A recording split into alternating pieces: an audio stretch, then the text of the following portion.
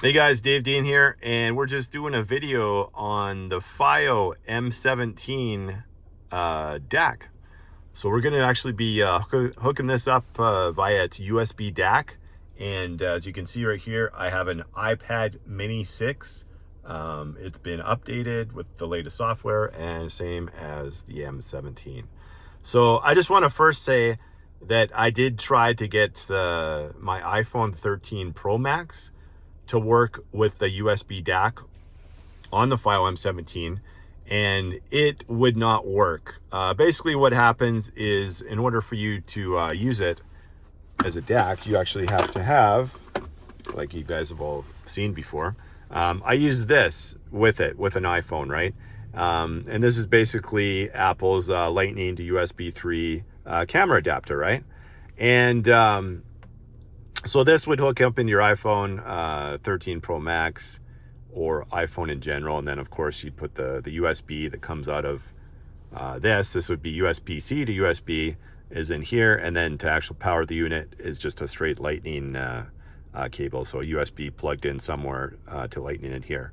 This did not work with this FiiO M17 with the iPhones. I had a iPhone 13 Pro and then my iPhone 13 Pro Max. It does not work.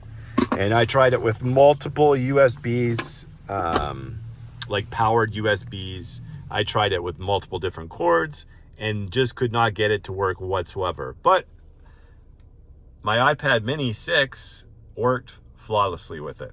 So go figure, right? So anyways, this video is basically, I have no idea if the iPad, like the Pros work or the Airs. I have no clue, but the iPad Mini 6 works perfectly, and I already hooked this up because it's too difficult to try to do this one-handed. So all it is a USB-C. So this is like the actual Apple cord. So this is USB-C, followed all the way around, boom, all the way up to USB-C, right? So that's all that is. And then on your FiiO unit, and this is going to be exactly the same as the old the FiiO M11 Pluses, right? How you get into it. So basically you go into swipe down from the top, and then you'll see mode choose. So you click on mode choose, and then we're going to put this into USB DAC mode, which is like that one right there. And then once this goes into USB DAC mode, like I said, I've already hooked it up, so it's going to show the sampling rate right now. So the sampling rate of this is what is it? Crystal Methods, Let's Trip Out. This is an excellent song. One of my favorite albums of all time was Crystal Methods Vegas. Unfortunately, after the Vegas album, which was like their original album, their music just wasn't quite up to snuff to that. They had some decent songs here and there, but it just was never up to the snuff of that album. That album was like freaking amazing for electronic music, right?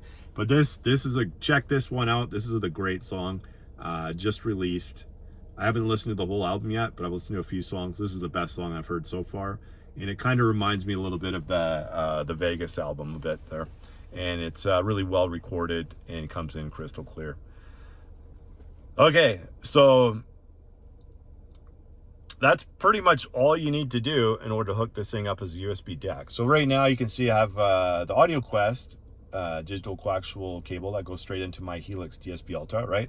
But you can also use the analog up top, right? So I can also connect this if I wanted to and run analog out of here into my system while still using the iPad Mini 6, right? And I can actually use it in enhanced mode, which you guys already seen on my latest video, right? Here's the power adapter that plugs into there, and then now this is in DC mode, right? So then I can actually take advantage and use that here. For this purposes, because I already have like 3 cords hooked up down here, right? I didn't want to have like another cord up top, but basically it works either way, right? I might actually even demonstrate it in here. So I'm just going to show you right now it works. I'm actually going to mute. Well, I'll let it play for a second, but then I'm going to mute it, right? So where we went, we skipped onto there. Well, I'll just put it on here or whatever. This is high res. See, hit play. So you switch it to 96, right? So I just muted it so you can hear it. right? It switched over the sampling rate because Shania Twain, this specific song, is in high-res lossless, and you've seen it switch from 48 to 96, right? And then I'll just skip through a couple more songs so you can kind of see it down here. I'm trying to get both screens at once, so I'm going to skip that song. That's another high-res, so it's going to stay at 96. This should be like 44.1, I think. Oh, maybe that's... Let's see... Sometimes it takes a while to switch it, you know what I mean? So here's 192, right? This is Coldplay. That's high res, 24 192. You've seen it switched over to 192. So sometimes there's a little bit of delay on here for this to come out, but then eventually it pops out, right? So I'll switch it forward again. This should be 44.1. It's just regular lossless, and you've seen it switch over to 44.1, and that's like Chris Isaak, right?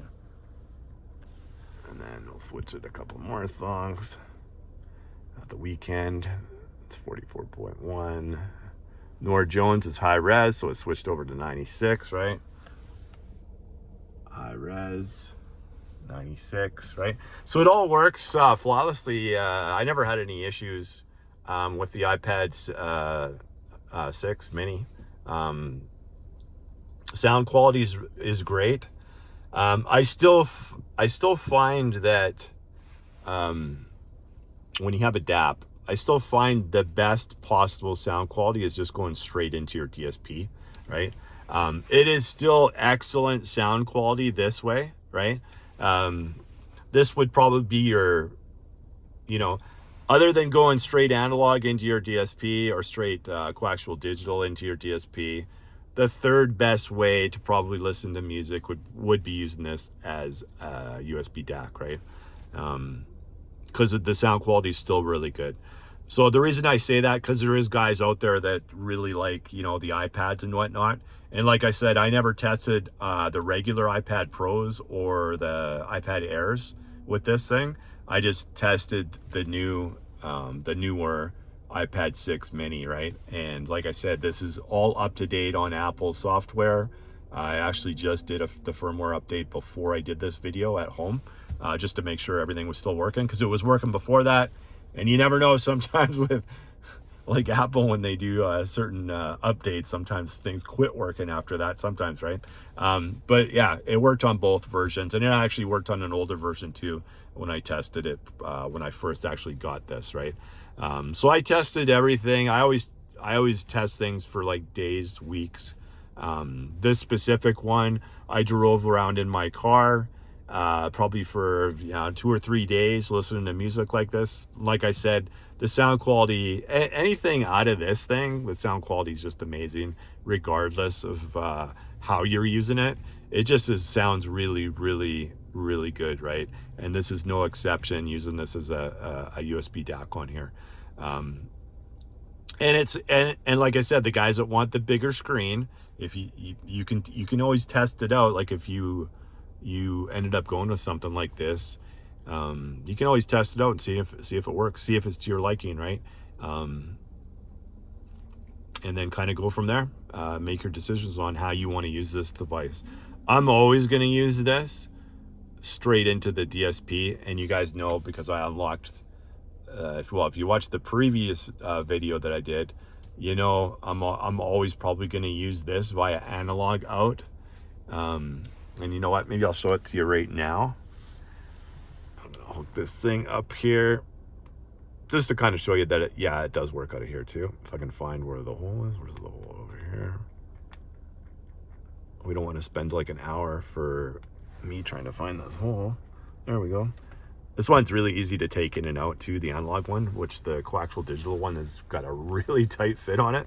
Regardless, honestly, when I use the Blue Jean coaxial digital cord or the AudioQuest one, it still has such a tight fit on it, right? It makes it difficult to take out, where this one's like really easy.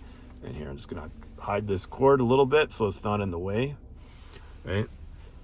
So I'll show you how this works too. So it's already playing. We got some Sade on there. I'm just gonna unmute this. And you can see I switched over. I switched over to auxiliary. It was on digital. I'll show you that real quick again. So on digital, analog. All right. So it's, like I said, it is like, this thing sounds amazing regardless of how you're going to use it. I just wanted to do this video just so guys, you have options, right? Like if you're buying something like this, and you know what, maybe you don't like it hooked up like I have it, right? Maybe you want to hide it somewhere, right? Well, it's pretty easy to do if you're using it as a USB DAC, right?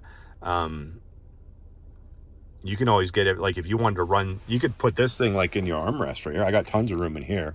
And actually when I was using it, you can see like I got like a little divot here in mine, so I can have like a couple cords coming out of here, right? And when I was running it around, that's kind of how I used it when I was testing this out, right?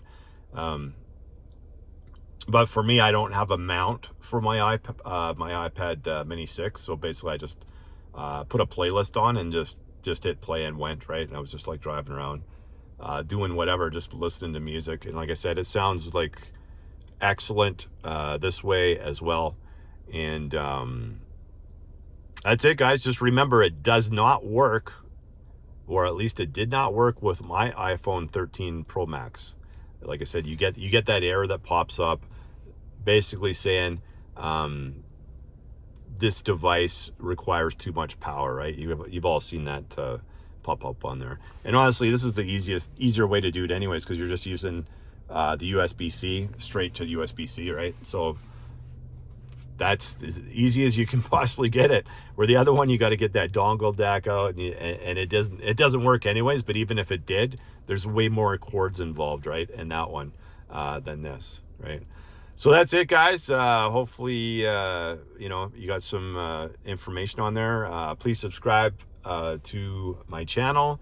And if you actually liked the video and you got some from it, hit the like button. If you didn't get anything from it, then don't bother hitting the like button. All right, guys, we'll see you on the next one.